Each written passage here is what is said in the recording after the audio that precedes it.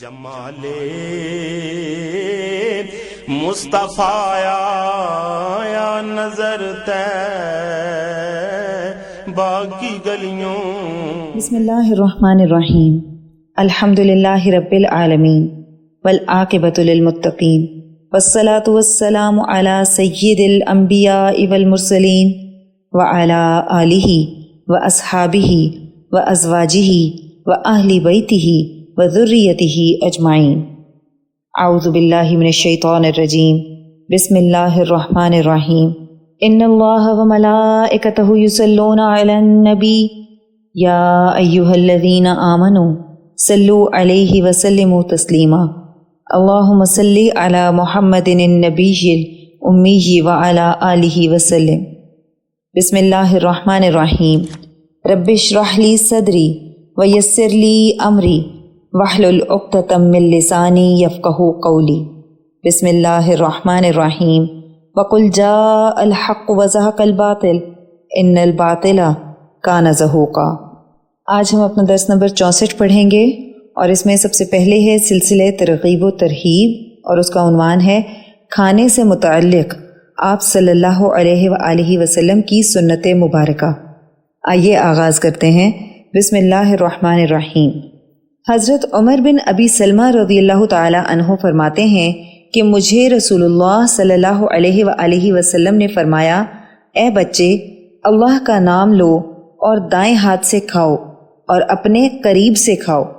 حضرت ابن عمر رضی اللہ تعالی عنہ فرماتے ہیں کہ رسول اللہ صلی اللہ علیہ وآلہ وسلم نے فرمایا، کوئی بائیں ہاتھ سے نہ کھائے اور نہ پانی پیے، کیونکہ شیطان بائیں ہاتھ سے کھاتا پیتا ہے. جو لوگ کھانے کے دوران پانی پیتے ہوئے بائیں ہاتھ سے گلاس پکڑتے ہیں اور دائیں ہاتھ کو ذرا سا لگا دیتے ہیں، یہ خلاف سنت طریقہ ہے، بلکہ دائیں ہاتھ سے پکڑ کر پینا چاہیے. انگلیاں آلودہ ہوں تو چاٹ لے پھر پکڑے، نیز کھانے کے دوران پانی پینا سنت نہیں. حضرت ابن عباس رضی اللہ تعالی عنہ فرماتے ہیں کہ رسول اللہ صلی اللہ علیہ وآلہ وسلم نے فرمایا، برکت بیچ کھانے کے اترتی ہے، لہٰذا کنارے سے کھاؤ، بیچ سے مت کھاؤ.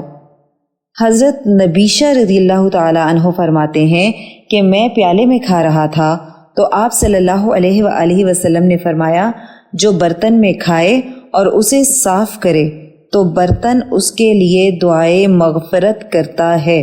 حضرت ارباز بن ساریہ رضی اللہ تعالی عنہ فرماتے ہیں کہ رسول اللہ صلی اللہ علیہ وآلہ وسلم نے فرمایا، جس نے برتن کو صاف کیا، انگلیوں کو چاٹا، اس کا دنیا اور آخرت میں پیٹ بھرے گا. اللہ اکبر. اس کے بعد ہے ماقبل سے ربط. احد کا دن تھا، وفائے عہد کا دن تھا. صحابہ رضی اللہ عنہم آقا کریم صلی اللہ علیہ وآلہ وسلم کے ایک فرمان پر جانوں کے نذرانے دیتے دیتے شہادت سے سرفراز ہو کر جنت کے سوداگر بن گئے. سیدنا حضرت حمزہ رضی اللہ تعالی عنہ شہید کر دیے گئے. غسیل الملائکہ حضرت حنظلہ رضی اللہ تعالی عنہ، جن کی غزوہ احد سے ایک دن پہلے ہی شادی ہوئی تھی، ان کو اللہ تعالی نے کس طرح اکرام سے نوازا کہ فرشتوں نے ان کو غسل دیا. ان کی زوجہ حضرت جمیلہ رضی اللہ تعالی عنہا فرماتی ہیں کہ جب کوچ کا اعلان ہوا تو گھبراہٹ کے عالم میں جنابت کا غسل کیے بغیر جنگ کے لیے تشریف لے گئے، اور اللہ نے شہادت سے سرفراز فرمایا اور فرشتوں کے ہاتھوں غسل کا شرف بخشا. نیکسٹ ہیڈنگ ہے مشرکین کا میدان سے فرار. جب مشرکین نے دیکھا کہ ہم مسلمانوں کو مغلوب نہیں کر پا رہے اور پے در پے قتل ہو رہے ہیں، کوئی پرچم اٹھانے والا بھی نہیں بچا، پورا خاندان موت کے منہ میں جا چکا ہے، اب ان میں مسلمانوں کے قریب آنے کی ہمت نہیں رہی. وہ چیختے ہوئے میدان سے بھاگنے لگے اور راہ فرار اختیار کی اور جان بچانے میں ہی عافیت سمجھی. حضرت براء بن عازب رضی اللہ تعالی عنہ روایت فرماتے ہیں کہ جب مشرکین سے ہماری ٹکر ہوئی تو مشرکین میں بھگدڑ مچ گئی، یہاں تک کہ میں نے دیکھا عورتوں کو کہ پنڈلیوں سے کپڑے اٹھائے پہاڑی میں تیزی سے بھاگ رہی تھیں اور ان کی پازیبیں دکھائی دے رہی تھیں۔ یہ صحیح بخاری کی روایت ہے۔ اسی بھگدڑ کے عالم میں مسلمان مشرکین پر تلوار چلاتے اور مال سمیٹتے ہوئے ان کا تعاقب کر رہے تھے۔ رسول اللہ صلی اللہ علیہ وآلہ وسلم کے حکم کی خلاف ورزی اور فتح شکست میں تبدیل۔ یہ نیکسٹ ہیڈنگ ہے ہماری۔ اہل احد پر یہ ایسا وقت تھا کہ یہ مختصر سا اسلامی لشکر اہل مکہ کے خلاف تاریخ کے اوراق پر ایک اور شاندار فتح قائم کرنے جا رہا تھا، اور یہ فتح بھی بدر کی شاندار فتح سے کسی طرح کم نہ تھی۔ تاریخ اسلام میں واقعتاً یہ دن مسلمانوں کے لیے بھرپور آزمائش کا دن تھا۔ مسلمانوں نے جب دشمن کو بھاگتے ہوئے دیکھا تو وہ ان کا پیچھا کر کے ان کے ہتھیار لینے اور مال غنیمت جمع کرنے لگے۔ یہ منظر قطعی طور پر فتح کی نشاندہی کر رہا تھا۔ گھاٹی پر موجود 50 تیر اندازوں میں سے اکثر لوگ مال غنیمت جمع کرنے والوں کی طرف بڑھے۔ ان تیر اندازوں کے امیر حضرت عبداللہ بن جبیر رضی اللہ تعالی عنہ نے بہت روکا کہ رسول اللہ صلی اللہ علیہ وآلہ وسلم نے کسی بھی حالت میں گھاٹی نہ چھوڑنے کا حکم فرمایا ہے، لیکن ان 50 میں سے 40 لوگوں نے امیر لشکر سے کہا کہ یہ تمام احکام دوران جنگ کے لیے تھے، اور اب تو دیکھیں فتح ہو چکی ہے اور دشمن میدان چھوڑ کر بھاگ رہا ہے اور مسلمان مال غنیمت جمع کرنے میں مصروف ہیں، تو ہم کیوں پیچھے رہیں؟ اور اس طرح وہ رسول اللہ صلی اللہ علیہ وآلہ وسلم کی تاکید کو فراموش کر بیٹھے، اور سرکار دو جہاں صلی اللہ علیہ وآلہ وسلم کی اسی حکم عدولی نے جنگ کا پانسا پلٹ دیا، اور مسلمانوں کی بڑی تعداد جن کو اللہ نے چاہا شہادت سے سرفراز ہوئے، یہاں تک کہ آقائے دو جہاں صلی اللہ علیہ وآلہ وسلم کے جسم مبارک پر بھی زخم آئے۔ ایک سٹیٹنگ ہے خالد بن ولید کا خالی عقب سے حملہ، یعنی پیچھے سے حملہ۔ آپ صلی اللہ علیہ وآلہ وسلم کے حکم کی خلاف ورزی ہوئی اور فتح شکست میں بدل گئی۔ خالد بن ولید جو اس سے پہلے 3 بار گھاٹی کی طرف سے حملہ کرنے کی کوشش میں ناکام ہو چکے تھے، موقع کی طاق میں تھے۔ جیسے ہی اس درے کو خالی دیکھا تو نہایت تیزی سے چکر کاٹ کر اسلامی لشکر کی پشت پر جا پہنچے اور حملہ کر دیا۔ پہاڑی کے اس درے پر اس وقت صرف امیر لشکر حضرت عبداللہ بن جبیر رضی اللہ تعالی عنہ اپنے بقیہ 9 تیر اندازوں کے ساتھ موجود تھے، لیکن یہ چھوٹی سی صحابہ رضی اللہ عنہم کی جماعت مشرکین کی بھرپور تعداد اور حملے کا مقابلہ نہ کر سکی اور سب کے سب شہید ہو گئے۔ حضرت عبداللہ بن جبیر رضی اللہ تعالی عنہ نے آقائے دو جہاں صلی اللہ علیہ وآلہ وسلم کی اطاعت میں شاندار شہادت پائی۔ ان کے جسم پر نیزے کے بے شمار زخم تھے اور اس حد تک تھے کہ ان کی آنتیں باہر آ گئی تھیں، اور کفار نے ان کی لاش کا بھی مثلا بنایا۔ مسلمانوں میں انتشار اور پورا لشکر مشرکین کے نرغے میں۔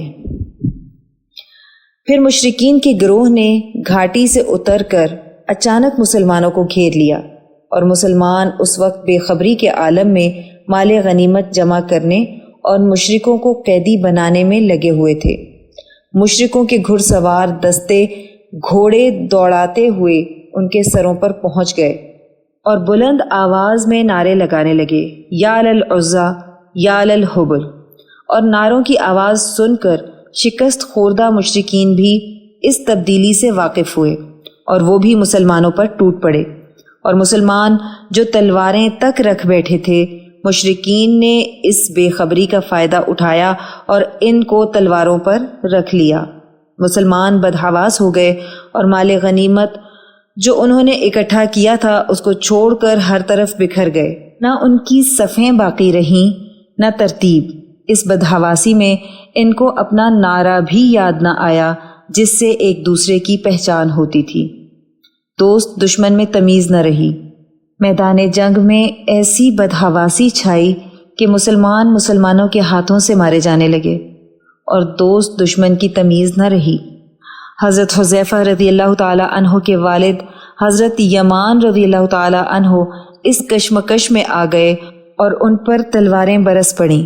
حضرت حذیفہ رضی اللہ تعالی عنہ چلاتے رہے کہ یہ میرے والد ہیں، لیکن کون سنتا، غرض وہ شہید ہو گئے۔ اور حضرت حذیفہ رضی اللہ تعالی عنہ نے ایثار کے لہجے میں کہا، مسلمانوں، خدا تم کو بخش دے۔ بعض روایات میں ہے کہ مسلمانوں کو جب اس کا علم ہوا کہ یہ حضرت حذیفہ رضی اللہ تعالی عنہ کے والد تھے تو بہت نادم ہوئے اور کہا، خدا کی قسم ہم نے پہچانا نہیں۔ تو حضرت حذیفہ رضی اللہ تعالی عنہ نے کہا، یغفر اللہ لکم وہو ارحم الراحمین، اللہ تمہیں معاف کرے، وہ سب سے زیادہ مہربان ہے۔ رسول اللہ صلی اللہ علیہ وآلہ وسلم نے دیت دینے کا ارادہ فرمایا۔ حضرت حذیفہ رضی اللہ تعالی عنہ نے قبول نہیں کیا۔ اس سے رسول اللہ صلی اللہ علیہ وآلہ وسلم کے دل میں حضرت حذیفہ رضی اللہ تعالی عنہ کی قدر اور بڑھ گئی۔ قریشی پرچم پھر سر بلند۔ مشرکوں کا پرچم اس وقت تک زمین پر پڑا ہوا تھا کہ اچانک اس نئی صورتحال کو دیکھ کر ایک مشرکہ عورت امرہ بن علقمہ نے اچانک پرچم کو اٹھا کر بلند کر دیا۔ بھاگتے ہوئے مشرکوں نے جب پرچم بلند ہوتے ہوئے دیکھا تو تمام بکھرے ہوئے مشرکین اس پرچم کے گرد جمع ہو گئے۔ حضرت مصعب بن عمیر رضی اللہ تعالی عنہ کی شہادت۔ غزوہ احد کے سخت ترین واقعات میں سے حضرت مصعب بن عمیر رضی اللہ تعالی عنہ کی شہادت بھی ہے۔ حضرت مصعب بن عمیر رضی اللہ تعالی عنہ مہاجرین کی طرف سے مسلمانوں کے علم بردار تھے۔ ابن قمعہ ملعون ان کی طرف متوجہ ہوا اور اس نے تلوار کے وار سے ان کا داہنا ہاتھ کاٹ ڈالا۔ حضرت مصعب بن عمیر رضی اللہ تعالی عنہ نے پرچم بائیں ہاتھ میں تھام لیا، اس نے بائیں ہاتھ پر بھی وار کیا اور ان کو شہید کر دیا۔ حضرت مصعب بن عمیر رضی اللہ تعالی عنہ کی شہادت کے بعد پرچم ان کے بھائی ابو الروم رضی اللہ تعالی عنہ نے اٹھا لیا۔ ایک روایت میں ہے کہ اللہ سبحانہ و تعالی نے حضرت مصعب بن عمیر رضی اللہ تعالی عنہ کی صورت میں ایک فرشتہ بھیجا تاکہ وہ مسلمانوں کا علم اٹھائے۔ جب جنگ سے فارغ ہو گئے تو آپ صلی اللہ علیہ وآلہ وسلم نے فرمایا، اے مصعب رضی اللہ تعالی عنہ آگے آؤ۔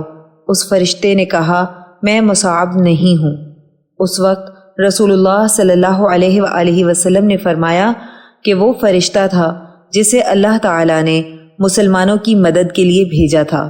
حضرت مصعب بن عمیر رضی اللہ تعالی عنہ رسول اللہ صلی اللہ علیہ وآلہ وسلم کے مشابہ تھے، اس لیے کسی شیطان نے یہ افواہ اڑا دی کہ حضور صلی اللہ علیہ وآلہ وسلم شہید ہو گئے ہیں۔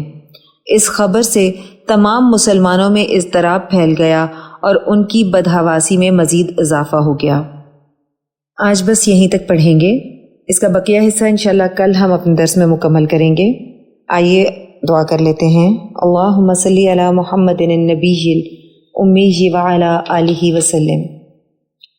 اے اللہ، ہماری اس کاوش کو قبول فرمائیں اور اس کو ہماری بخشش کا ذریعہ بنا دیں، اور اس کو قیامت تک امت کے لیے ہدایت اور عشق نبی صلی اللہ علیہ وآلہ وسلم کا ذریعہ بنا دیں۔